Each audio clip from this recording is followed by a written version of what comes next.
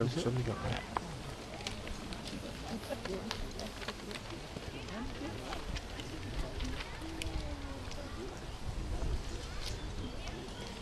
synger endnu. Den lussing, det borgerlige Danmark, gav det konservative Folkeparti den 15. september 2011. Vi fik vores dårligste valg nogensinde, værre end valget i 1975. Frem for at komme med en masse gode undskyldninger, eller dårlige undskyldninger om, at vores tilbagegang skyldes alle andre, må vi være ærlige og indrømme, at der er kun én, der har ansvar for det, og det er det konservative Folkeparti, og ikke alle andre. Det var et fortjent nederlag, men vi skal rejse os igen, og vi kan rejse os igen. Der er nemlig flere konservative i Danmark end de 5%, som stemte på os ved valget. Grunden til, at vi fik så dårligt et valg, skyldes ikke personsager, men at politikken var forkert, og det var det, vi blev straffet for. Efter 10 år med en borgerlig regering kan det borgerlige Danmark se tilbage på en offentlig sektor, der bruger flere penge end nogensinde, og aldrig har haft så mange ansatte. Det borgerlige Danmark har ikke givet reelle skattelettelser, men kun skatteomlægninger. Vi har lært nye ord som multimedieskat, fedtskat og iværksætterskat. Ikke lige de forventninger, som mange af os havde den november nat aften i 2001, hvor det radikale Venstre blev sat uden for indflydelse med et rent borgerligt flertal. Nu skulle der sættes stopper for penge, der fossede ud af statskassen, som Anders Fogh havde talt om, og der skulle rodes op i bureaukrati, og Danmark skulle være et borgerligt. Men vi tog fejl, for det borgerlige Danmarks nye legekammerat var ikke et borgerligt parti, der byggede på ruinerne af Fremskridtspartiet, men et old school socialdemokrati, som Venstre i deres nye stil fodrede med nye offentlige ydelser, og vi fulgte bare med. Vi satte aldrig foden i døren og sagde ikke med vores stemmer. Det var der, vi lagde grunden til den sorte torsdag. Det konservative valgnederlag skyldes ikke en tilnærmelse mellem de konservative og radikale under valgkampen. Valgkampen skyldes alene et konservativt svigt af konservatismen. Det var det, vi fortjent blev straffet for. Vælgerne var blevet trætte af at stemme på et parti, som talte om mere frihed og mindre bureaukrati, men ikke leverede varen, og som kun kunne producere endnu flere regler og udbygge en socialdemokratisk samfundsmodel, som allerede var stødt på grund. Men bare rolig, konservatismen døde ikke den 15. september 2001, og til dem, som der har haft travlt med at give vores dødsdom, må vi desværre skuffe dem. Der er stadigvæk konservative i Danmark, og der vil også i fremtiden være brug for et konservativt parti. Venstre, de radikale og Liberal Alliance er liberale partier. Dansk Folkeparti er nationale socialdemokrater, så ingen af de partier repræsenterer konservatismen på samme måde som det konservative Folkeparti. Så frem for at lukke partiet, som Ditlev Tamm har foreslået og starte nyt, er det bedst, at det konservative Folkeparti finder tilbage til de konservative rødder og fører en konservativ politik. Der er faktisk op til 25% af vælgerne, som har sympati for os. Og mange undersøgelser har gennem årene vist, at de har som alle valg, hvis de ikke kunne stemme på deres foretrukne parti. Det er på samme tid en god og en dårlig nyhed. Det viser, at der er potentiale for os, og for igen at blive et stort parti, men den dårlige nyhed er også, at det ental viser, hvor dårligt vi har været til at tiltrække konservative vælgere.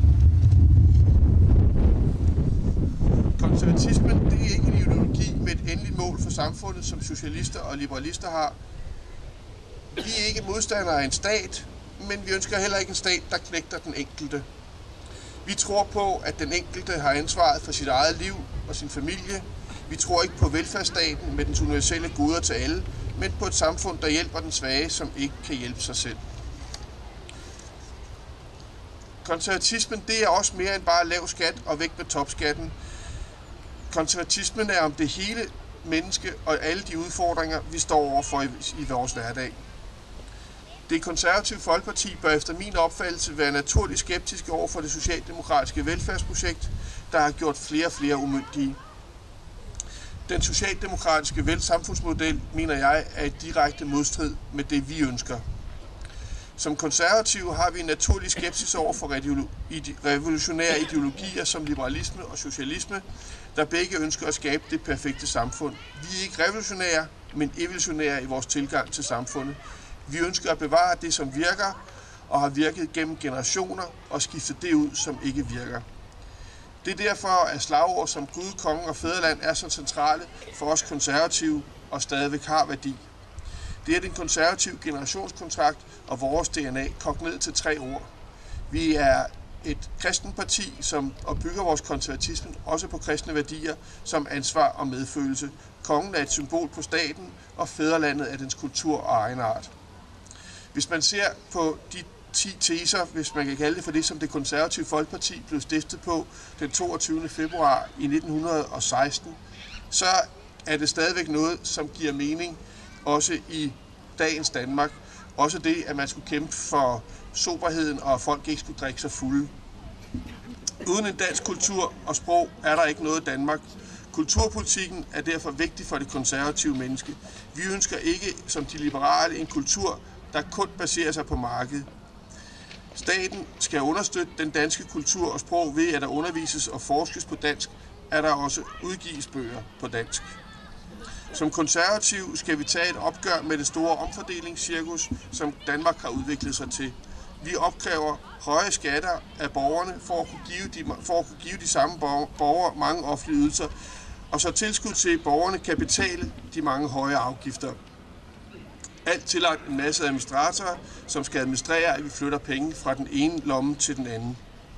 Vi skal arbejde for, at borgerne kan leve af den løn, de tjener, uden at de behøver at få offentlig hjælp. Skatter og afgifter skal derfor sættes kraftigt ned. De mange afgifter som moms og grønne afgifter virker i praksis som en omvendt progressiv skat og rammer de lavestlønnede hårdest. Vi skal ikke arbejde for, at skatten på arbejde sættes ned, og så at andre afgifter sættes op. Vi skal arbejde for, at både skatter og afgifter sættes ned. For ikke så mange år siden, der var vi erhvervslivets foretrukne parti. Det er vi ikke længere. Mange erhvervsfolk har den opfattelse, at de bruger mere tid på at udvikle offentlige krav om kontrol, end at udvikle deres forretning. Vi skal gøre det lettere at starte og udvikle en forretning, samt tjene penge. Fedtskat og iværksætterskat er 2 eksempler på love, som trækker i den modsatte retning. Multimedieskatten er et 3. eksempel, der også trækker i den modsatte retning. Alt for ofte har de lyttet, for det er for os desværre, at der ikke er råd til skattelettelser her nu. Det spørgsmål skal vi vende om. Vi skal spørge om, hvor mange danskere har råd til at betale mere i skat, og så tilpasse den offentlige sektor efter det. Ikke omvendt som i dag, hvor borgerne skulle betale mere og mere i skat for at opfylde politikernes krav om stadig flere udgifter. Den konservative krise er dyb, men vi er ikke i en større hul, end vi kan komme op af det. Men det kræver en ny kurs, og ikke mere af den samme politik, som har betydet, at vi har fået vores dårligste valg nogensinde. Vi skal have fat på de konservative kerneværdier som Gud, kongen og fædreland, og det giver stadigvæk stærk mening for mange mennesker i Danmark. Det er op til det konservative Folkeparti selv, om vi skal spille en rolle i dansk politik i årene fremover eller ej. Fortsat god grundlovsdag.